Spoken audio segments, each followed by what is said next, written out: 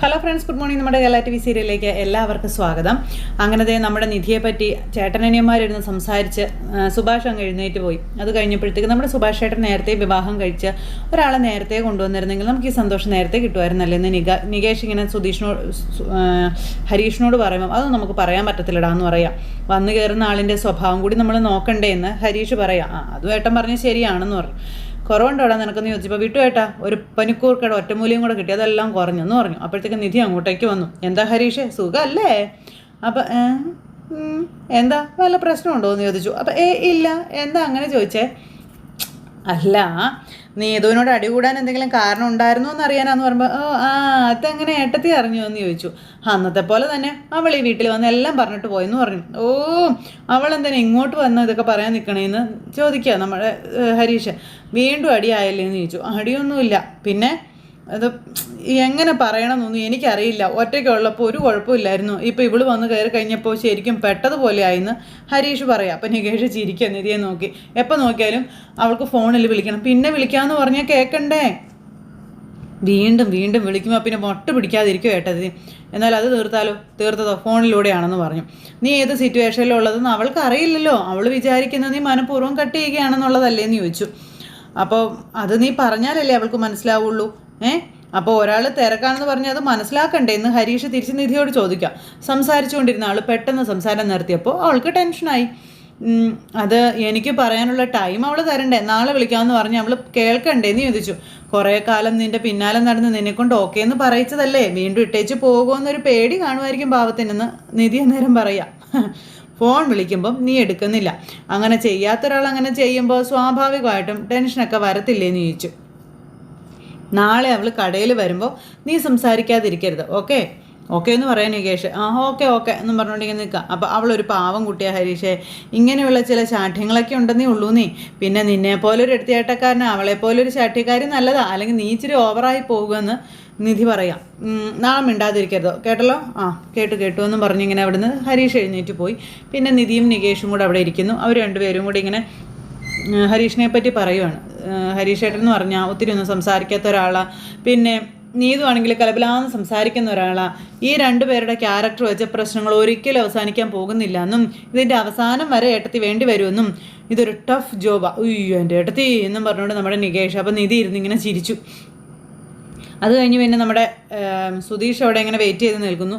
Sudheesh wait ചെയ്ത് നിൽക്കുമ്പോൾ കാണിക്കുന്നത് ഹരീഷിൻ്റെ ഫോണിലേക്ക് കോള് വരുന്നു. ഹലോ, എന്താ കോളൊക്കെ ചെയ്യണേന്ന് ചോദിച്ചു. ഇങ്ങനെയൊന്നും പതിവില്ലാത്തതാണല്ലോ. അപ്പം ഞാൻ വരാൻ കുറച്ച് ലേറ്റ് ആകുകടാ, സുഭാഷ് ഏട്ടനോട് പറയാൻ വിളിച്ചിട്ട് പിന്നെ കിട്ടിയില്ല, അതപ്പം നിന്നെ വിളിച്ചതെന്ന് പറഞ്ഞു. ഓട്ടോ ഉണ്ടോയെന്ന് ചോദിച്ചു.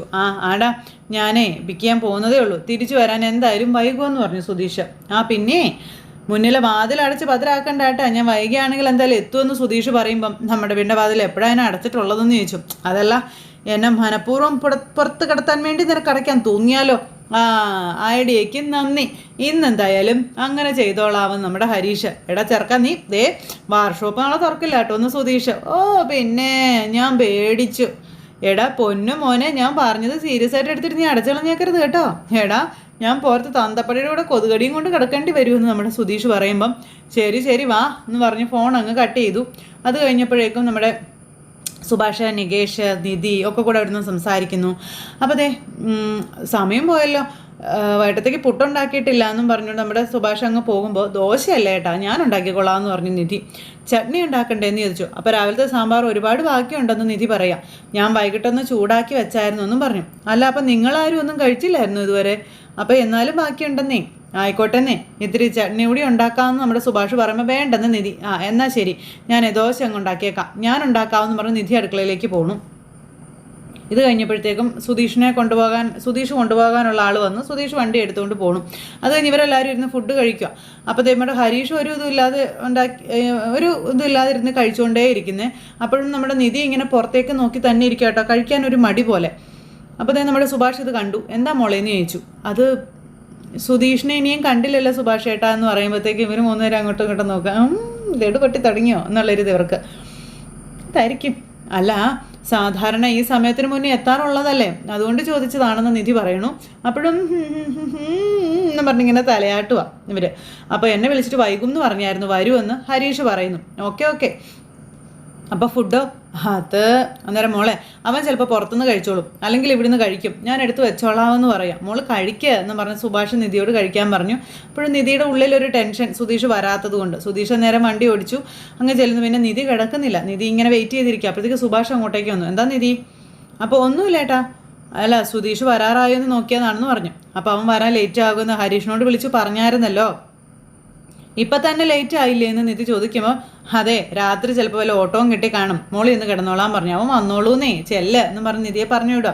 ശരി ഞാൻ വിളിച്ചു നോക്കട്ടെ എന്ന് പറഞ്ഞുകൊണ്ട് നമ്മുടെ നിധി ഫോണും എടുത്തുകൊണ്ട് അങ്ങോട്ടേക്ക് പോണു. അപ്പോൾ നമ്മുടെ നികേഷ് വന്നിട്ട് എന്താ ഒരു അപ്പോൾ ഏട്ടത്തേക്ക് സുധീഷേട്ടനോട് സ്നേഹമൊക്കെ ഉണ്ടല്ലേ ഏട്ടാന്ന് ചോദിച്ചു. അപ്പം അതേടാ, അപ്പോൾ എല്ലാം ഒന്ന് കലങ്ങി തെളിഞ്ഞാൽ മതിയായിരുന്നു നമ്മുടെ സുഭാഷ്. അപ്പോൾ വെറുതെ അങ്ങ് തെളിഞ്ഞാൽ പോരെ, അതിന് പിന്നെ ഇതിനെ കലങ്ങണേ, അതിൻ്റെ ആവശ്യം എന്താ, ചുമ്മാ ഇരിക്കടാന്ന് പറഞ്ഞു. അതേ വെച്ചേ എന്ന് പറഞ്ഞുകൊണ്ട് നമ്മുടെ സുഭാഷ് നികേഷിനോട് പറയാം. അത് കഴിഞ്ഞപ്പോൾ പിന്നെ കാണിക്കുന്ന നമ്മുടെ സുധീഷ് വണ്ടി ഓടിക്കുന്നു. സുധീഷിൻ്റെ ഫോണിലേക്ക് നിധിയുടെ കോള് വരുന്നു. അപ്പോൾ സുധീഷ് ഫോൺ എടുക്കുന്നില്ല. അപ്പോൾ കൂടെയുള്ള ഏട്ടൻ ചോദിച്ചു, കുറേ നേരം ആയാലും ഫോൺ റിങ് ചെയ്യുന്നു, ഇതെന്താ എടുക്കാത്തതെന്ന് ചോദിച്ചു. അത് പിന്നെ ഫോൺ എടുത്തോടോ, അപ്പോൾ താങ്ക് യു സാർ എന്ന് പറഞ്ഞു. അങ്ങനെ സുധീഷ് ഫോൺ ഒരു സൈഡിലേക്ക് ഒതുക്കി ഫോൺ എടുത്തു. അപ്പോൾ ഹലോ സുധീഷ് ഇത് എവിടെയാണെന്ന് നിധി ചോദിച്ചു. അപ്പോൾ ഞാൻ ഒരു ഓട്ടത്തിലാണെന്ന് പറഞ്ഞു. ഈ നേരത്തെ? അപ്പോൾ ഏത് നേരമായാലും എന്താ ഓട്ടം വിളിച്ചാൽ പോകാതിരിക്കാൻ പറ്റത്തില്ലല്ലോ ഒന്ന് സുധീഷ്. അപ്പോൾ വരാൻ ഒത്തിരി ലേറ്റ് ആവുമോ എന്ന് ചോദിച്ചു. കുറച്ച് വൈകും, എന്തു പറ്റി, എന്തെങ്കിലും വേണോന്ന് ചോദിച്ചു. അയ്യോ എനിക്കൊന്നും വേണ്ട, ഇനിയും കണ്ടില്ലല്ലോ എന്ന് ഓർത്ത് വിളിച്ചതാണെന്ന് പറഞ്ഞു. അപ്പോൾ നമ്മുടെ ആൾ തന്നെയാണോ വിളിക്കുന്നതെന്ന് സുധീഷ് ഞെട്ടുന്നു. ഇത്രയും സ്നേഹത്തോടെയൊക്കെ വിളിക്കാനും സംസാരിക്കാനൊക്കെ അറിയോ എന്ന് സുധീഷ് മനസ്സിൽ ചിന്തിക്കാം. അപ്പോഴേക്കും ഹലോ അതെ ഞാൻ വരും ഞാൻ കുറച്ച് വൈകുമെന്ന് മാത്രമേ ഉള്ളൂ, വരും. അപ്പം ശരി എന്നാൽ വെക്കട്ടെ എന്ന് ചോദിച്ചു. ശരി നമ്മുടെ സുധീഷ് ഫോൺ അങ്ങ് കട്ട് ചെയ്തു. എന്താടോ അപ്പോൾ എന്നും രാത്രി ഞാൻ 7 മണിയോടുകൂടി വീട്ടിലെത്താറുള്ളത്. അപ്പോൾ കാണാതെ ഇപ്പോൾ വൈഫിന് ടെൻഷൻ, അതാ വിളിച്ചത് എന്നിങ്ങനെ സുധീഷ് പറയുകയാണ് ചേട്ടനോട്. പിന്നെ നമ്മുടെ സുധീഷ് വണ്ടി എടുത്തുകൊണ്ട് പോയി. ഈ സമയത്ത് സുധീഷിനെ വിളിച്ച് നിധി അകത്തേക്ക് കയറി ചെല്ലുമ്പോൾ സുഭാഷ് അവിടെ നിൽപ്പുണ്ട്. അപ്പോൾ വിളിച്ചിട്ട് കിട്ടി സുഭാഷ് ഏട്ടാ ഓട്ടത്തിലാണെന്ന് പറഞ്ഞു. അപ്പം ഞാൻ അപ്പോഴേ പറഞ്ഞില്ലേ മോളെ, ടെൻഷൻ ആവേണ്ട, മോള് പോയി കിടന്ന് ഉറങ്ങിക്കോളാൻ പറഞ്ഞു. അപ്പം ചിരിച്ചുകൊണ്ട് ഇങ്ങനെ നിൽക്കാം. അവൻ്റെ കാര്യത്തിൽ മോൾക്ക് ഇത്രയും ടെൻഷൻ ഉണ്ടാകുമെന്ന് എനിക്കറിയില്ലായിരുന്നു. അപ്പം ഞാൻ മുഖേന ഈ കുടുംബത്തിൽ ഒരാൾക്ക് എന്തെങ്കിലും സംഭവിച്ചാൽ മരണം വരെ അത് എന്നെ ബാധിക്കില്ലേ സുഭാഷ് ഏട്ടാന്ന് ചോദിക്കുക. എന്ന് വെച്ചാൽ അല്ല ഇത്രയും പ്രശ്നങ്ങളൊക്കെ ഉണ്ടായതല്ലേ, അതിൻ്റെ ബാക്കി വല്ലതും സംഭവിച്ചാലോ എന്നൊരു ടെൻഷനാണെന്ന് പറയുമ്പോൾ അതാണോ മോളവനെ കാത്തിരുന്നത്? അതെ സുഭാഷ് ഏട്ടാ, ഒന്നും സംഭവിച്ചിട്ടില്ല എന്ന് ഉറപ്പായാൽ അത്രയും സമാധാനമായല്ലോ. ഓ അങ്ങനെ എന്നും പറഞ്ഞ് നികേഷ് അന്നേരം ഇത് കേട്ടോണ്ടെന്ന് നിൽക്കാം. ഒന്നും സംഭവിക്കില്ല, മോള് പോയി കിടന്നോളാൻ പറഞ്ഞു. അപ്പോൾ ഗുഡ് നൈറ്റ് എല്ലാവരോടും ഗുഡ് നൈറ്റും പറഞ്ഞ് നമ്മുടെ നിധി അകത്തേക്ക് കയറിപ്പോയി. അപ്പോൾ സുധീഷേട്ടനൊന്ന് വൈകിയപ്പോഴേക്കും ഏട്ടത്തേക്ക് ടെൻഷൻ തുടങ്ങിയെന്ന് ചോദിക്കാൻ തുടങ്ങിയതാ. പിന്നെ വേണ്ടെന്ന് വെച്ചതാ എന്ന് നികേഷ് പറഞ്ഞപ്പോൾ അങ്ങനെയൊന്നും ചോദിച്ചേക്കില്ലടാ, അവർ തമ്മിൽ അങ്ങനെയുള്ള അടുപ്പം സ്വാഭാവികമായി സംഭവിക്കുകയാണെങ്കിൽ സംഭവിക്കട്ടെ, നമ്മളായിട്ട് അതിനെ തളർത്താനും വളർത്താനും ഒന്നും നിൽക്കണ്ട. ഒരു പക്ഷേ അതൊന്നും ആ കുട്ടിക്ക് ഇഷ്ടപ്പെട്ടെന്ന് വരത്തില്ല, വെറുതെ എന്തിനാണെന്ന് സുഭാഷ് പറയാം. നീ ചെന്ന് കിടക്കാൻ നോക്കാൻ പറഞ്ഞു. അങ്ങനെ അവർ പോയി കിടന്നു. ഒത്തിരി രാത്രിയായി കഴിഞ്ഞപ്പോഴത്തേക്കും പിന്നെ കാണിക്കുന്നത് നമ്മുടെ സുധീഷിനെ അവർ ഇട്ട് അടിക്കുന്ന ആ ഒരു ഇത് നമ്മുടെ നിധി സ്വപ്നം കണ്ടതാണ്. ചാടി നിധി അങ്ങ് എഴുന്നേക്കും. സുധീഷ് വണ്ടിയായിട്ട് വീട്ടിലേക്ക് വരും, ഒരുമിച്ചായിരുന്നു. അപ്പോഴേക്കും നിധി എഴുന്നേറ്റ് പോകുന്നത് നമ്മുടെ ഹരീഷ് കണ്ടു. ഹരീഷും കൂടെ എഴുന്നേറ്റ് ചെല്ലുക. അപ്പോൾ സുധീഷ് ചെന്ന് കയറിയപ്പോൾ നിധി അന്നേരം തന്നെ വാതിലും തുറന്നിറങ്ങി വരുന്നു. അല്ല ഇതെന്ത് ഇയാൾ വന്ന് കഥ തുറന്നു, ഇതൊരു ഉറങ്ങിയില്ലായിരുന്നു എന്ന് ചോദിച്ചു. അപ്പോൾ ഇല്ല, മറ്റുള്ളവരെല്ലാവരും ഉറങ്ങി, അതാ ഞാൻ വന്ന് തുറന്നതെന്ന് നിധി പറയാം. അല്ല ഇയാൾ ഉറങ്ങാതിരിക്കുകയായിരുന്നു ഇത്രയും സമയം? അല്ല ഞാൻ ഹരീഷിനോട് ഈ കഥകൾ കുറ്റിയിട്ടുണ്ടെന്ന് പറഞ്ഞിരുന്നതാണല്ലോ. അപ്പോൾ എന്താ ഇത്ര വൈകിയതെന്ന് ചോദിച്ചു. അത് പിന്നെ വൈകുന്നേരം ഒരു ഓട്ടം വിളിച്ച് പറഞ്ഞായിരുന്നേ, വേറെ ആരും പോവാനില്ലായിരുന്നു, അതുകൊണ്ടാണ് ഞാൻ പോയതെന്ന് സുധീഷ് പറയുക. വേറെ പ്രശ്നമൊന്നുമില്ലല്ലോ അല്ലേ? വേറെന്ത് പ്രശ്നം? വേറെ ഒരു പ്രശ്നവും ഇല്ല. അല്ല ചോദിച്ചെന്നേ ഉള്ളൂ, കഴിച്ചായിരുന്നോ എന്ന് ചോദിച്ചു. അപ്പോൾ ഇല്ല, എന്നാൽ കഴിച്ചിട്ട് കിടന്നു കേട്ടോ, ഞാൻ ഉറങ്ങാൻ പോകാമെന്ന് പറഞ്ഞു. നമ്മുടെ നിധി അങ്ങനെ അകത്തേക്ക് കയറിപ്പോയി റൂമിലിരുന്നപ്പോൾ നിധിക്കൊരാശ്വാസം, ഒരു കുഴപ്പം കൂടാതെ വീട്ടിൽ വന്നല്ലോ. അത് കഴിഞ്ഞ് പിന്നെ നമ്മുടെ സുധീഷ് കൈയൊക്കെ കഴുകുന്നു. അപ്പോഴത്തേക്കും എന്തേ പുറകിൽ നിന്ന് വരുന്നൊരു ഒറ്റ അടിയായിരുന്നു നമ്മുടെ ഹരീഷ്. ഉയ്യോ എന്താണ് ഇത്, എന്തൊരു വേദനയാണെന്ന് അറിയാവോ എന്ന് ചോദിച്ചു. നീ എന്തിനാ അടിച്ചേ? പറയാം, അതിനു മുന്നേ ഒരു കാര്യം പറ, ജോലി ഉണ്ടായിരുന്നത് കൊണ്ടാണോ വൈകിയേ, അതോ മനഃപൂർവ്വം വൈകിയതാണോ വെയിറ്റ് ചെയ്യിക്കാൻ വേണ്ടിയിട്ട്? ആരെ വെയിറ്റ് ചെയ്യിക്കാൻ? നിങ്ങളെയോ? ഞാൻ വരില്ല എന്ന് പറഞ്ഞ് എനിക്കുള്ള ചോറും കൂടി എടുത്ത് വിഴുങ്ങുന്നത് നിന്നെയോടോ? എച്ചിത്തരം പറയാതെ, ഞാൻ ഉദ്ദേശിച്ചത് ഏട്ടത്തെയാണെന്ന് ഹരീഷ്. ഇത്രയും നേരം സുധീഷ് ഏട്ടന് വേണ്ടിയിട്ട് വെയിറ്റ് ചെയ്യായിരുന്നേ. ചിലപ്പോൾ പ്രേമം മൊട്ടിട്ട് തുടങ്ങിയിട്ടുണ്ടാവും. മൊട്ടല്ല കായ. ഒന്ന് പോയി കിടന്ന് ഉറങ്ങാൻ നോക്കാൻ പറഞ്ഞു സുധീഷ്. അപ്പോൾ ഇയാൾക്ക് എന്താ കാര്യം പറഞ്ഞാൽ മനസ്സിലാവാതെ? സത്യമാന്നേ, സുധീഷേട്ട സത്യമായിട്ടും ഉറങ്ങാതെ സുധീഷേട്ടനെ കാത്തിരിക്കായിരുന്നേ. ആണോ? അങ്ങനാണോടാ? ആ അതേന്നേ എന്ന് പറഞ്ഞു നമ്മുടെ ഹരീഷ്. കുറച്ച് മുന്നേ എന്നെ വിളിച്ചിട്ട് എവിടെയായിരുന്നെന്ന് ചോദിച്ചായിരുന്നു. ഇനി ശരിക്കും എന്നെക്കുറിച്ച് ആലോചിച്ചിട്ട് ഉറങ്ങാതിരിക്കുകയായിരുന്നു എന്നാണോ നീയും പറയുന്നത്? എനിക്കങ്ങനെ കേട്ടോ തോന്നിയത്. സുധീഷേട്ടൻ വരുന്നുണ്ടോയെന്ന് നോക്കിയിട്ട് അങ്ങോട്ടും ഇങ്ങോട്ടും നടക്കുമായിരുന്നു എന്ന് പറഞ്ഞു. ഒരു വഴിയെ പ്രേമം മുളയ്ക്കാൻ തുടങ്ങിയെന്നൊരു ചെറിയ സംശയമുള്ളൂ. ഹരീഷ് എന്ന് ചുമ്മാ പോയപ്പോൾ കിടന്ന് ഉറങ്ങിക്കുക, ചുമ്മാ മനുഷ്യനെ കളിയാക്കാനായിട്ട്. എടോ ഞാനിതിനാടാ കളിയാക്കുന്നത്, ടെൻഷൻ അടിച്ചിരിക്കുന്നത് കണ്ടു, ഞാനത് പറഞ്ഞു, അത്രേ ഉള്ളൂ. അത് കണ്ടപ്പോൾ ചെറിയൊരു സന്തോഷം തോന്നി. അത് വന്ന് നിങ്ങളുടെ അടുത്ത് പറഞ്ഞതേ ഉള്ളൂ എന്ന് നമ്മുടെ ഹരീഷ് പറഞ്ഞപ്പം ആണോ? ആണെന്നേ, ഞാൻ പറഞ്ഞത് സത്യമാണെന്നേ.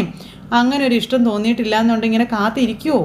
പക്ഷെ നിധി കാത്തിരിക്കുന്നത് വേറൊന്നും കൊണ്ടല്ല, ഇനി വീട്ടുകാരെ അപായപ്പെടുത്തുമോ എന്നുള്ളൊരു പേടിയുണ്ട്. അപ്പം ഞാൻ 2-3 ദിവസമായിട്ട് ആലോചിക്കുന്നുണ്ട്.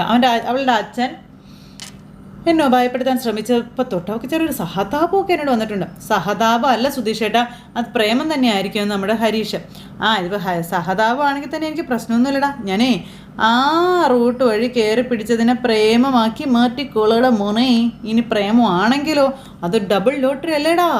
അപ്പോൾ കറക്റ്റാണെന്നും പറഞ്ഞുകൊണ്ട് ഹരീഷും പാവങ്ങൾ ദിവാസ്വപ്നങ്ങൾ ഒരുപാട് കാണുവാണ്. അപ്പോൾ കാര്യങ്ങളൊക്കെ പോസിറ്റീവ് ആണല്ലേ എന്നും പറഞ്ഞ് ഇവർ സംസാരിച്ചു. അതിന് ശേഷം നമ്മുടെ ഹരീഷ് അങ്ങ് കയറി പോയപ്പോഴത്തേക്കും പുറകിൽ നിന്ന് ഒരൊറ്റടി സുധീഷ് അങ്ങ് വെച്ച് കൊടുത്തു. എന്ന് പറഞ്ഞിരിക്കും ഇപ്പം കണക്ക് ശരിയായെന്ന് പറഞ്ഞു. എന്നാൽ പൊയ്ക്കോളാൻ പറഞ്ഞു. അങ്ങനെ അനിയനെ പറഞ്ഞുകൊണ്ട് ചേട്ടൻ ഇങ്ങനെ നിധിയെ സ്വപ്നം കണ്ട് പുറത്ത് ഇങ്ങനെ നിൽക്കുക. ഇതെല്ലാം കഴിഞ്ഞു രാവിലെ ആയി. നമ്മുടെ സുധീഷ് വായൊക്കെ കഴുകി പല്ലൊക്കെ തേച്ച് ഇങ്ങനെ നിൽക്കുമ്പോൾ നമ്മുടെ നികേഷ് വന്നിട്ട് ഏട്ടത്തി ഇന്നലെ മൊത്തം എൻ്റെ കൂടെ തന്നെ ആയിരുന്നു എന്ന് പറയാം. ഏട്ടത്തി എന്നോട് വന്ന ഒരു ഭാഗ്യമല്ലേ സുധീഷ് ഏട്ടാ? അപ്പം ആർക്ക് ഭാഗ്യം? അതെന്താ അങ്ങനെ ചോദിച്ചത്? എന്താന്ന് നിനക്കറിഞ്ഞൂടാ? ഞാൻ പറഞ്ഞുതരാം. എടാ, നിനക്ക് ഹരീഷിനും ഏട്ടത്തി, സുഭാഷ് ഏട്ടൻ അനിയത്തി, എനിക്ക് മാത്രം ആരോ ഒരാൾ. അപ്പോൾ എന്നാലും പ്രതീക്ഷയ്ക്ക് വകയുള്ള ചില മാറ്റങ്ങളൊക്കെ ഉണ്ടായി വരുന്നത് കൊണ്ട് ഭാവി കാര്യങ്ങളൊക്കെ മാറി മറിയെന്ന് നമുക്ക് പ്രതീക്ഷിക്കാം. അപ്പോൾ അതെന്താ ഇപ്പോൾ ഉണ്ടായ മാറ്റമെന്ന് ചോദിച്ചു നികേഷ്. അതെ, സാധാരണ ഞാൻ ജോലിക്ക് പോലെ നിൻ്റെ ഏട്ടത്തി അന്വേഷിച്ച് നിൽക്കുകയോ വിളിക്കുകയോ ഒന്നും ചെയ്യാറുള്ളതല്ല.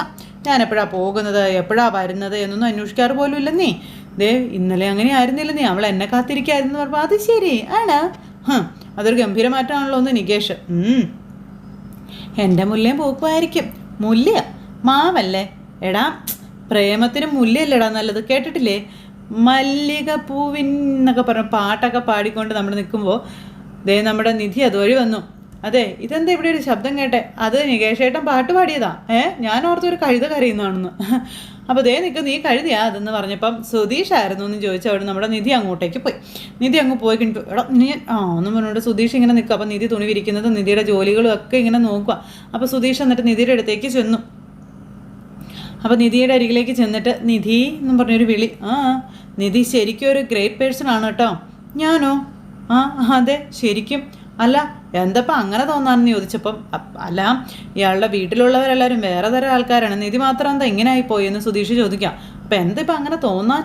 അല്ല, ഈ ഉള്ളിലുള്ളത് ഒളിച്ചു വെച്ച് നടക്കുമ്പോൾ നമുക്ക് മനസ്സിലാവില്ലല്ലോ. മനസ്സിലായില്ല? അല്ല, അത് ഇന്നലെ രാത്രി ഞാൻ വരാൻ വൈകിയപ്പോൾ ഫോൺ വിളിച്ച് ചോദിച്ചായിരുന്നല്ലോ. അതുപോലെ ഈ വീട്ടിൽ എല്ലാവരും ഉറങ്ങിയിട്ട് ഞാൻ വരുന്നത് നിധി ഉറങ്ങാതിരുന്നില്ലേ എന്ന് ചോദിച്ചു. അപ്പോൾ അതിനിപ്പോൾ എന്താണെന്ന് ചോദിച്ചു. അല്ല, നിധിക്ക് എന്നോട് അങ്ങനെ ഒരു പരിഗണന ഉണ്ടെന്ന് എനിക്ക് മനസ്സിലായായിരുന്നു എന്നൊക്കെ പറയുമ്പോൾ നിധി ഇങ്ങനെ അന്തം വിട്ട് നോക്കുക. അല്ല, ഇതുവരെ അങ്ങനെ ഒരു അനുഭവം എൻ്റെ ജീവിതത്തിൽ ഉണ്ടായിട്ടില്ലല്ലോ.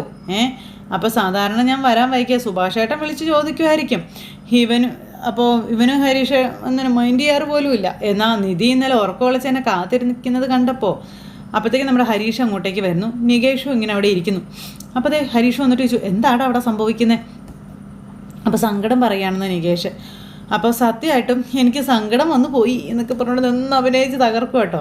അപ്പോൾ എൻ്റെ ജീവിതത്തിൽ അങ്ങനെ ഒന്നും ഉണ്ടായിട്ടില്ല. കണ്ണ് നിറഞ്ഞു പോയി നിധി എന്നൊക്കെ പറഞ്ഞ് തട്ടി വിടുന്നു. അപ്പോൾ ഹലോ, ഇതങ്ങനെയൊന്നും കാണണ്ട. ഇന്നലെ ആയതുകൊണ്ട് ഇത്ര ടെൻഷൻ തോന്നി, അത്രേ ഉള്ളൂ. അപ്പോൾ ഇന്നലെ എന്താ പ്രത്യേകത?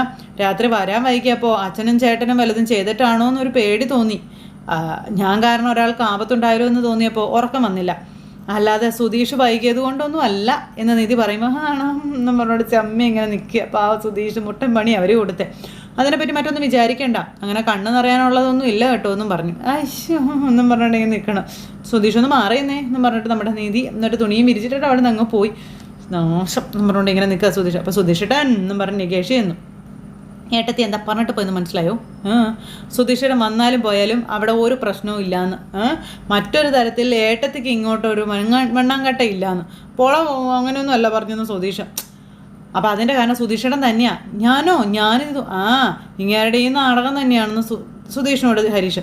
ഏട്ടത്തി സുധീഷേട്ടനെ കാത്തിരുന്നതാണെന്ന് സുധീഷേട്ടനെ അറിയാം. അപ്പം പിന്നെ അതേപ്പറ്റി ചെന്ന് ഏട്ടത്തിയോട് ചോദിക്കേണ്ട കാര്യം ഉണ്ടായിരുന്നോ? അപ്പം അതേപ്പറ്റി സംസാരിക്കുമ്പം മനഃപൂർവ്വം ഇഷ്ടം ഉണ്ടാക്കാൻ വേണ്ടിയാണ് ഏട്ടത്തിക്ക് തോന്നത്തില്ലേ എന്ന് ചോദിച്ചു. ഇല്ലേ, അതോടെ എന്തെങ്കിലും ഉണ്ടെങ്കിൽ അതങ്ങ് പോയി കിട്ടുകയും ചെയ്യുമെന്ന് പറഞ്ഞു ഹരീഷ്. വാടാ നമുക്ക് പോകാമെന്ന് പറഞ്ഞുകൊണ്ട് അവർ രണ്ടുപേരും അങ്ങ് പോയി. ഉണ്ടായിരുന്നോ ഒന്നും പറഞ്ഞുകൊണ്ട് ഇങ്ങനെ ദേഷ്യപ്പെട്ടിങ്ങനെ സങ്കടപ്പെട്ടു ഇങ്ങനെ നമ്മൾ സുധീഷ് നിൽക്കുന്ന ഒരു സിറ്റുവേഷൻ കാണിച്ച് ഇന്നത്തെ കഥ അവസാനിച്ചു. അപ്പോൾ എല്ലാവരും കാണത്തില്ലേ? എല്ലാവർക്കും ടാറ്റാ.